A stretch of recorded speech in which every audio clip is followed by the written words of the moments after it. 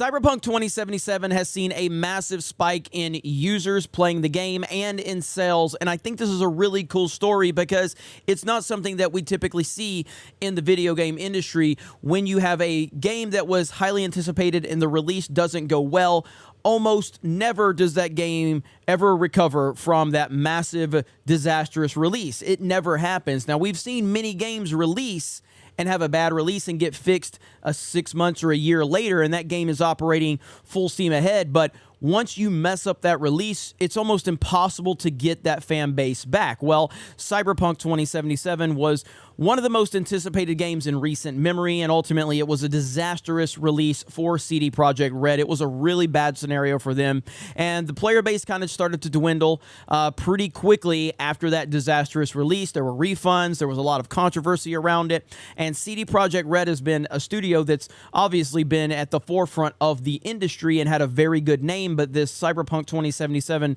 disaster pretty much hurt their name across the board. But now we've recently gotten the release of Cyberpunk Edgerunners, an anime on Netflix. Now, I have only seen the first episode of Cyberpunk Edgerunners, and I must say, it's damn good. Just the first episode is damn good. I want to binge all the way through the rest of it, so I don't want to watch it episode here, episode there. I want to set time aside, start from that first episode again, and just binge all the way through it because I really enjoyed that first episode a lot.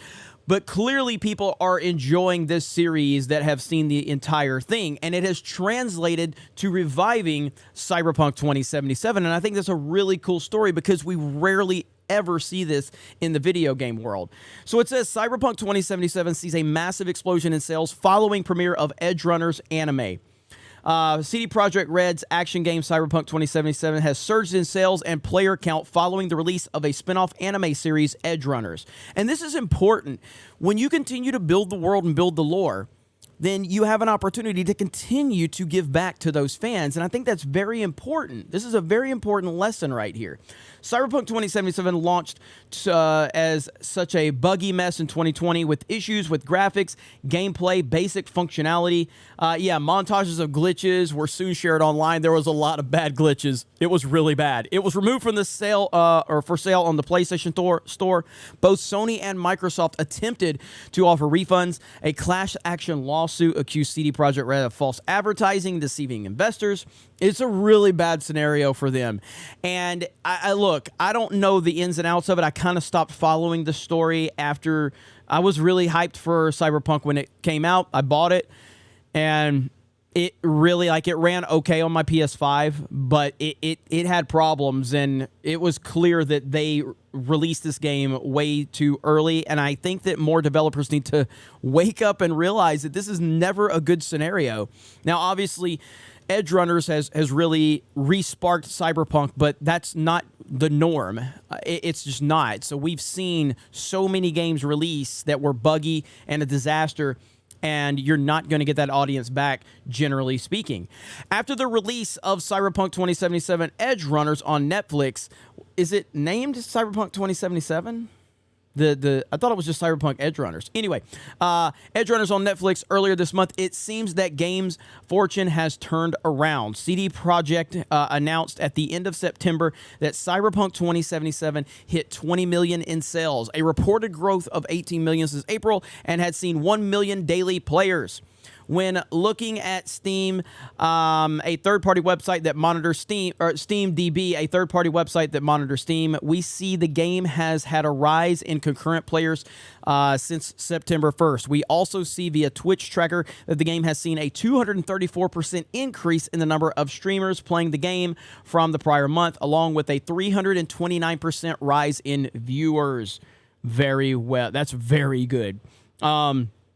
And so they're just talking about the Twitch, or at least speaking on Twitch, Quest directors emotional over how well the game is now being received compared to the launch, seemingly holding back tears while somber music played. A clip of the moment was later shared on the Reddit for Cyberpunk. And I got to think this is a great feeling for them because, man, no matter what, no matter how you feel about it, people did put their time, effort, and energy into this. Here's the clip right here. I'm not going to play that whole clip, but this is a really good story. It's a good story because ultimately This is a game that a lot of people were anticipating. I remember talking about it prior to it coming out, and I said it was going to have like a Grand Theft Auto-esque lifeline. I felt like we were going to be talking about this game in the next 5 years in such a high regard, and that still may be the case, but that launch was really bad. And they have worked their asses off to get the game fixed. They had a lot of mistakes, and I don't think those mistakes need to be forgiven. But ultimately, it's nice when you see that you've expanded the world and people are really appreciating that world with Edge Runners. And now people are now coming back to this highly anticipated game that was broken, but now you guys have worked to fix that game, and you're seeing a great response to that. So I think this is a great story across the board, and I hope we see more stuff like this. But ultimately, developers just stop releasing broken games. It's really not that hard, and I do believe that Cyberpunk 2077 will be in a much better place if they just would have delayed the game for another year and a half, or whatever it took, made the game playable, fixed, and released it without it being broken. I think you would see an even bigger number than you have at this point in time. And I think that's been a lesson that so many developers have helped others learn, and yet these people still want to rush a product out. And I don't know when this is going to stop. When are these companies going to realize that you can't release a broken game? Either way, thank you guys for checking out this video. We do a lot of gaming news over on Geeks Gamers Play. Rolo, Lethal Lightning do a great job over there with the rest of the team. Really happy with that. I'm going to cover more gaming news here on the main channel as well because I think it's necessary and it's important. Thank you guys for the support. If you want your 221B tactical merch, Geeks and Gamers hats, they've been flying off the website. We've got shirts, hoodies, patches, bags, and more to come. Thank you guys for supporting us over there. Have a great day, and we will talk to you later.